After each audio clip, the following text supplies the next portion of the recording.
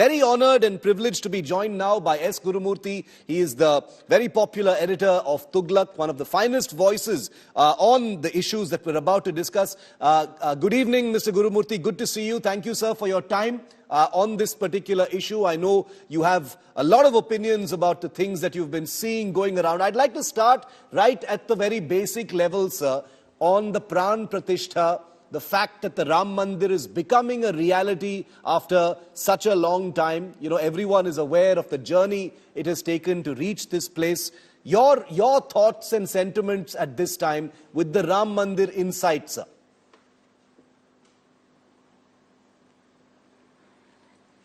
See, it is amazing that the opposition is replaying what it has been doing in 1980s and 90s. At that time, it was considered by everybody, including the government, that the structure which stood in Ram's birthplace was a disputed structure, and it was an unoccupied structure. It was not something which the government's post-independence began saying. It was in 1886, a British judge who went to the spot to inspect the building there, the status of the building there, on a case filed for recovery of Rama Janmasthan by somebody. He said that it is unfortunate that a mosque has been built on the place held sacred by the Hindus, by Baba, but it is completely unoccupied. There is nobody in it. And it is a deserted place. But still, after 300 years, I will not be able to order any remedy. So, what he said about ordering the remedy is not relevant. What he said about the state of the building, that it was an unoccupied structure, is relevant. So, for somebody to say that it is a mosque, how did the idea of mosque come in? You see, many people do not know even what happened last year. But since I had been associated with this movement from the beginning, from 1984, it was first the Congress government which declared in Parliament that it was a masjid. It was completely a fake declaration because the government's own record showed it was a disputed structure. And in the government's own white paper, which they published in 1993 after the demolition, they called it a disputed structure. It was only in the interregnum, it was called as the mosque, to turn it into a dispute between Hindus and Muslims, and at the global level, Hindus were defamed and humiliated as having destroyed a functioning mosque. So you can understand the level of illiteracy that prevails, or the extent to which the whole discourse and debate is being distorted to continue the same politics, which has turned the country into a very different country. The politicians do not even have an intelligent way of expressing their selfish politics. But Mr. Gurumurthy, in light of what you've just said, and you've given us a brief historical perspective, in light of that, how do you see many of these opposition parties, specifically the Congress party's decision not to go for the Pran Pratishtha ceremony? Does it hold up in your book, in terms of what has happened in the past? See, the Congress was always wobbly and shifty. For example, 1989, when they permitted the Shilanyas, the most powerful government since independence was Rajiv Gandhi's government.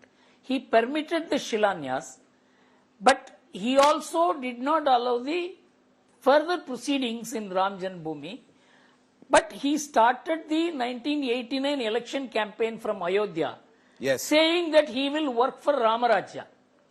From then onwards, when the Congress began declining, its capacity to take a decision on Ram Janmabhoomi also declined. With Mulayam Singh getting elected in UP and at the center Rajiv Gandhi getting defeated, the whole scene shifted to not only what is seen as a Muslim-centric politics, but it is also to characterized Muslims as opposing Ram Janmabhoomi. In fact, the Muslims did not even know that it was a masjid. They were told it is a masjid. The Hindus are targeting your masjid. And so an opinion was being created by sustained efforts by pseudo-secular forces, in which the left historians played a tremendous role. Indeed. And K.K. Mohammed, who was part of the archaeological team which investigated in 1976 the structure, he said the Muslims are willing to hand over the structure in 1990, the place. But it is the left historians who prevented them, saying there is no evidence of Rama being born. Why are you handing over on a false claim?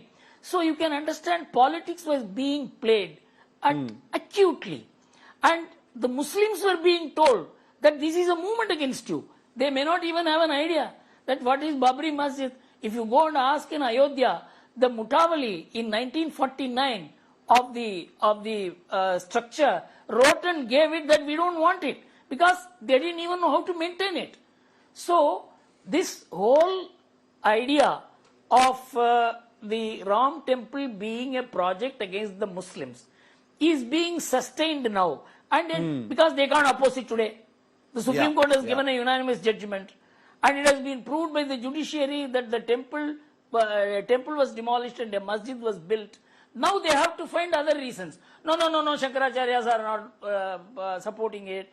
No, it is Modi-centric function. I mean, understand that the temple is the longing of the Hindus who have nothing to do with politics. In fact, you converted them into a political force. They would never have thought of, if, for example, Gandhiji, when he began reciting Ram Naam, he said, many people said the Muslims won't accept. Gandhiji said, I am laughing. That you are saying Muslims won't. That the Muslims won't accept it is to make them say, we won't accept it. This is the kind of politics which evolved even in Gandhi's time. And that is being sustained. It's very unfortunate. That in a moment like this, even if you don't like, you must say, yes, we are. I understand what you're saying, so yes. I have a follow-up question to that, because I know you don't like to get into the political aspects of it, but I'm still going to ask you, because the Pran Pratishtha is being painted as a Modi-centric event. It's being done for politics, as an election year, etc. Strictly from that political prism, sir, do you think that the opposition parties, have made a mistake by boycotting this ceremony? Or was it just cold politics? Or do you think it's, whatever be the decision, it was an error, since this was supposed to be a ceremony that projected some kind of unity, and it wasn't really about just politicians? So I will answer it in three ways. One, the Prana Pratishtha follows the Shilanyas ceremony, where Modi sat and took the Sankalpa.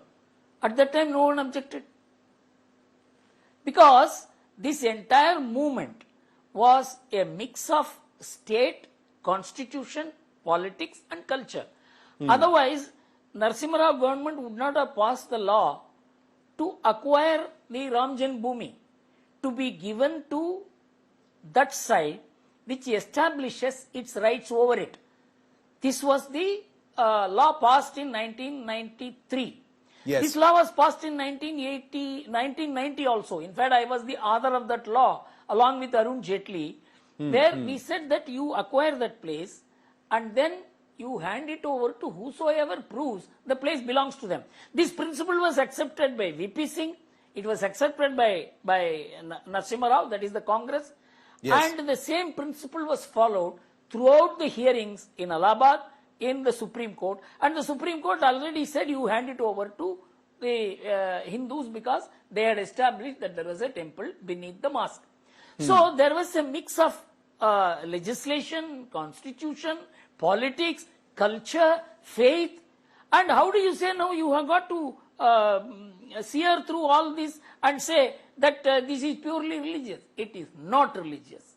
It is, the state has had a very definite role in this, and the Prime Minister represents the state as Prime Minister, and he also represents the movement which brought about this change. So he has moral authority, legal authority to be the hegemon.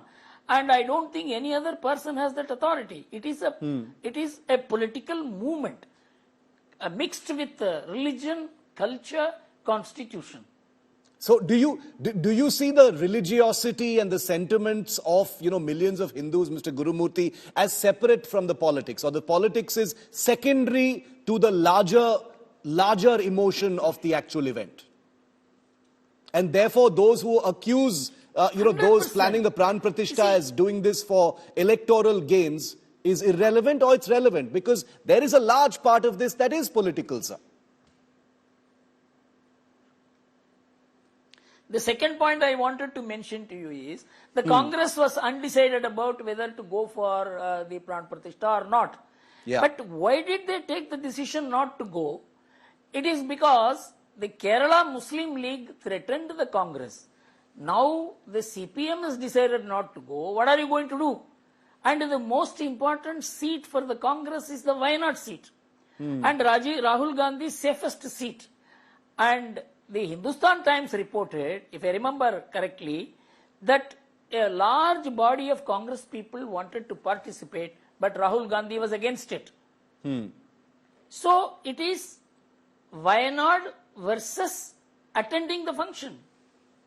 So that it was intensely personalized politics in my view. I have also written about it in the Thuglak editorial, that this is not being very widely discussed. So my view is, it is a decision against the Congress. It is not only a decision against all that the Congress has stood for from Mahatma Gandhi's days, in Rajiv Gandhi's days, even in Narasimha Rao's days. It's a very different Congress today. Yeah. And once the Congress decided like this, the other parties had no option. They had to align their decision in some way. And this has also given an opportunity to Samajwadi Party to say what they did in 1990 by shooting the Karseviks is right. Yeah, that's what they said today, yes. Mr. Gurumurthy, a complete replay of 1989-90. Yes. Yes. I'd like to come now to the issue of the Shankaracharyas. A complete replay of 1990. The Shankaracharyas issue has, also taken center stage after some of them spoke out. Then there was some back and forth, there were some clarifications, lots of sound bites that did the rounds as well. What did you think of that, sir? The overall sense one got was that the Shankaracharyas, didn't like what was going on. They had concerns over the structure of the Pran Pratishtha ceremony, the fact that the Mandir is incomplete in that sense. What did you think of what the Shankaracharyas had said? You see, as one who has had very close association with Shankaracharyas from my birth, and the traditional Shankaracharya view that was expressed by the Kanchi Shankaracharya, who completely keeps away from politics. He never makes a controversial statement. He has blessed it and said this is a great thing that is happening. The presence of nobody is a must there except the person who is going to take the sankalpa and the yajman. So I have seen Shankaracharya's presence in Kumbhabhishekam. They don't go and do the Kumbhabhishekam. They are present there if you are invited. Otherwise they bless it. So some misunderstanding has come because of the fact this is a very, very nationally and globally very popular function, in which there would be expectations on the part of many mutts also that they should be there. But the important point is that Ram is common to all. He is common to the Shankaracharya, the Vallabhacharya, the Madhvacharya, the Ramanujacharya tradition, the Ramananda tradition. Rama is common to all. Buddhism has its own Ramayana. Jainism has its own Ramayana. Sikhism has its own Ramayana. Rama is central to all. The Nihangs fought for Ram temple, being 6. So it doesn't belong to any particular religious denomination. No particular religious denomination has the right over the rituals of a Ram temple. This is the Shankaracharya of Kanchi very, very clearly, because this is the only mutt which has refrained from the deeper politics in this. So my feeling is that there has been a misunderstanding, and another thing, the Agama Shastras apply below the Vindhyas. Above the Vindhyas, it is the local traditions according to which the temple is built. Somnath temple was consecrated by installation of the linga when even the Gopuram was not completed. But it is the case of the Gujarat tradition. So, to apply common standards for evaluating how the temple should be constructed or consecrated is not within the four realms of Hinduism.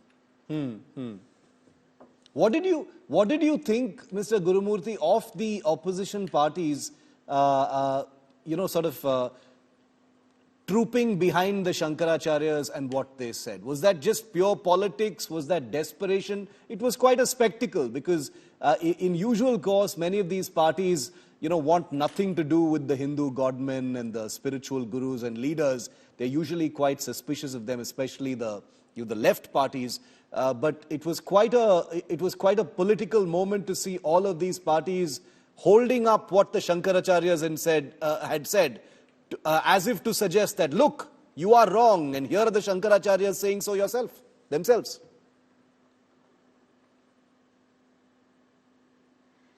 You see, it is laughable that you take the decision that you will not attend the function because it is a political event. There was no, whether it is right or wrong, it was a principle stated. Then you begin saying, no, we are not attending because Shankaracharya is saying this. We are not attending because the temple is incomplete. We are not attending because the rituals are not proper. I mean, you understand, you take a decision first and then begin inventing reasons. And I think there cannot be a cheaper politics than this. And my only concern is not about this. These people are going to lose very heavily. Because a woman did not speak, kept silence for 30 years because the Ram temple was not constructed. A whole community stopped wearing the headgear, the pagdi, for 400 years around Ayodhya, the Suryavanshis, till the Ram temple is built. This has nothing to do with politics. This is a widespread feeling which the political parties converted into a political proposition, and in 1989-90 handed it over to the BJP. Like they handed over Vande Mataram, like they handed over Ramaraja, then they handed over everything that drove the freedom movement and the spirit of the pro-freedom movement. The secular politics, the pseudo-secular politics moved away from nationalism. Yes. And the BJP moved into it to occupy the place which the pre-independence Congress had occupied. It's a foolish thing to hand over the entire concept of nationalism to one party. It's your mistake. You mentioned south of the Vindhyas and north of the Vindhyas, Mr. Gurumurthy, and I want to explore that theme a little deeper because, we are seeing quite a bit of north-south politics, after the recent elections. We're seeing Prime Minister Modi, touring southern temples over the last few days, very evocative imagery as well. You have Udayanidhi Stalin in Tamil Nadu saying that, we oppose the Ram Mandir because of what happened with the Babri Masjid. There is a very stark kind of north-south political an attempt to politicize that north-south divide, with some suggestions also that Ram is not such a big deal in the south as much as he is in the north, and therefore you can't look at it the same way. How would you address this north-south divide or this manufactured north-south divide over Ram, sir? You see, actually the north-south divide has always been kept as a kind of a political argument. For example, Mrs. Gandhi was wiped out in the entire north and she won in the entire south. It was a political divide on emergency, her policies, herself. Is it a north-south divide? So political divide being given a cultural color, being given a religious color, being given the division in the idea of India is again extension of the pseudo-secular politics. For example, you take Rama. The Kuldevata of Rama is Ranganatha in Srirangam. Kuldevata. And Rama's worship or Kashi Yatra is incomplete without somebody going to Rameshwaram. This applies to every community in Tamil Nadu. Whether somebody is DMK or ADMK or communist or BJP, they pass through this. This has nothing to do with how they vote for. They vote for caste basis, they vote for some language, they vote for some policies, they vote for some leader. But the underlying feeling that this country is one cannot be shaken by any of these. There is no north-south divide in that sense. It's completely foolish and motivated. Okay, foolish and motivated is how you describe it, but that hasn't stopped, the politicians from stoking that, north-south politics, suggestion and that notion. And I imagine you're going to see a whole lot more of it going into this election cycle as well. Mr. Gurumurthy, I want to come now to, Narendra Modi himself. The politics we see playing out is largely centered around the fact that this is, like you mentioned while quoting the opposition parties, a Modi-centric event. He's the one who's going to be there, the Yajaman. The spotlight will be focused on him. But, he isn't just the Prime Minister, is he? He's someone who was part of the Ram Janmabhoomi movement. There are images of him from the Rath Yatra, and we'll play those images also on our screen in a moment, alongside L.K. Advani. How do you see the Narendra Modi role here, sir? It's not just as the Ram Mandir rising during his prime ministership, isn't it? It goes beyond that. He has a long linkage with this movement and this sentiment. I tell you, he was one of the most important organizers of not only the Ram Temple movement, he was part of the movement against the emergency. But in the RSS, nobody gets projected. The entire movement was sustained by the religious people, religious leaders and the RSS.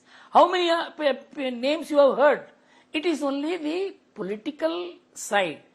Advani and people who were associated with Govindacharya, Pramod Mahajan. You would have heard this name. But that his name was not heard was not that he was not part of it. He was very, very much part of the movement, not only as part of the organization, but personally. I know it. So, because I have been associated with this movement from 1984. Any number of documents I have drafted. The BJP white paper itself was, in a way, my responsibility. So, all of us played a role. But do you mind see my name there? It won't. So, that is why it is a movement. So, somebody gets projected at a point of time. Advaniji turned the whole thing into the most massive mass movement of India. But yes, he did not do it. It was because of the great preparation that had gone on. He could light the. He threw a matchstick in a cauldron. So my view is that Narendra Modi was very much part of this movement, and as Advani said, destiny has chosen him to fulfill the task. You see, the opposition doesn't know how to handle the Modi phenomenon because they have not come across a prime minister who has 48 hours a day and who works and he speaks, he travels, he imagines, and he not only has been able to cement and become popular in the country, he is now the most popular leader in the world. And so they have to demean him here and there. And the instrument that they have chosen in India, that is the Ram Temple, is probably the poorest political instrument for the opposition to do something against Modi. But I think they want to sustain the notion at the global level that this temple was built destroying a mosque, which is a fake case. You know, fake case sells in politics today. So my feeling is the opposition is fighting a losing battle on the Ram Janmabhoomi issue. No intelligent person would have taken such a foolish decision of boycotting. In fact, they could have said, we will not, UP Congress did a very clever move, that we will go and do darshan earlier, and they had Saryu, Snan, and I mean, you could have done something like that. Yeah. Because it is Modi function, we don't want, but we want to respect Ram. There is Indeed. no. C. Subramaniam once said, most politicians are so selfish, they do not understand what is being intelligently selfish. So, they are not even intelligently selfish. One final question, Mr. Gurumurthy, before I let you go. I'd like to just zoom out a little bit, you know, from the politics and the kind of vitiated atmosphere, politically speaking, around the Mandir. You know, one of the things that all of us can agree on, and which is beyond doubt, is that, you know, the journey to this Ram Mandir has had many ugly incidents. There have been riots that happened after the demolition of the Babri Masjid, etc. Now the Mandir, is projected, like you rightly said, as a symbol of unity, as a symbol of, harmony that will bring people together. How hopeful are you that that will happen, sir? That in the shadow of the Mandir, in the wake of the Ram Mandir rising, there will actually be greater inter-religion harmony in this country? See, it is inevitable. It is inevitable that the movement which reoriented the disoriented post-independence Indian politics back to where it was before 1937.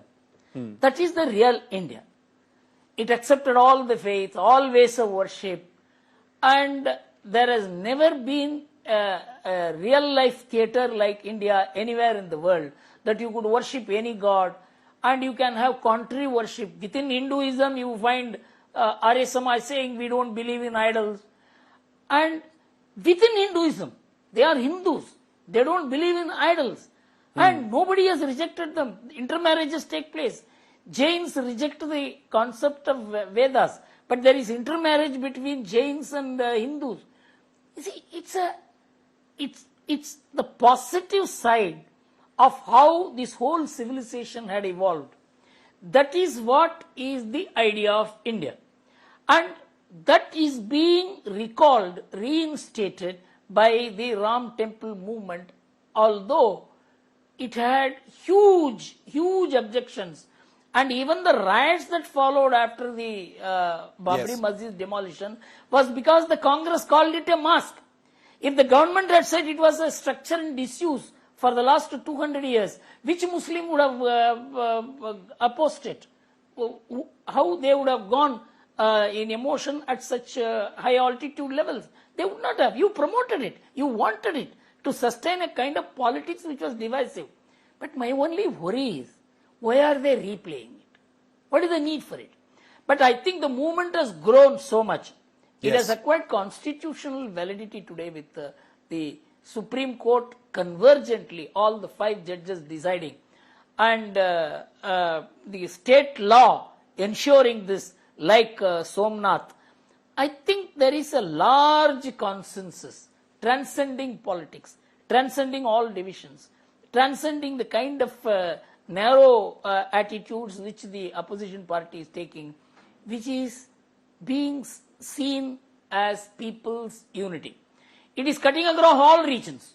Absolutely. So my feeling is, as someone who has observed not only politics from the media perspective, from business perspective, from economic perspective, but also from the perspective of the Ram Janmabhoomi movement, I think this is a paradigm shift back to where India was before 1937, about which not much is known. Many people do not know that the Muslims, that is the Muslims of Gujarat, Kachi Memons, they had only one sacred book, that was Dashavatara, in which 9 avatars were common between Hindus and them. It is only the 10th avatar name which they called Ali and we called Kali. This was the extent of understanding and underlying unity even between Hindus and Muslims. Yes. This was all destroyed in 1937 when Jinnah asked the British government to pass the All India Shariat Act, which created the Muslim identity in India. The entire politics today centers around that. Well, it's a sad story. Yes, the paradigm and it is shift being that you overcome according. It is being overcome according to me. Indeed, and I think it the is being paradigm overcome shift, according to me. The paradigm shift that you described, Mr. Gurumurthy, is a good note to end this discussion on. I think it's something to very much look forward to. Hopefully, the era of politics over the Ram Mandir is a thing of the past, and the beauty of it, the sentiment of it can harmoniously radiate out in all directions, because like you said at the beginning, this is something that involves millions of people across the world, and it isn't just about us talking here. But I think it's important that this message goes out. So I'm going to hold on to that very, very closely. Mr. Gurumurthy, always a pleasure, sir. Thank you so much for speaking to India today. Thank you. Thank you. Thank you.